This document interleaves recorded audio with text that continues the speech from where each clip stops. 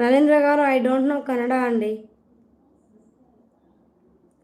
Okay అంటున్నారు. Okay. Saidulu గారు hi.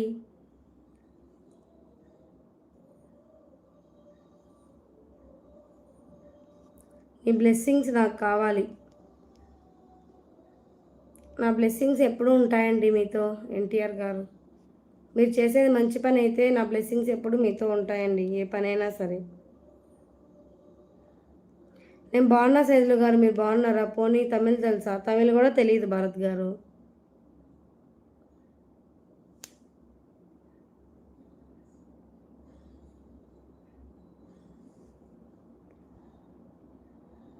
కోకిల ఎందుకండి మూతి తిప్పుతున్నారు?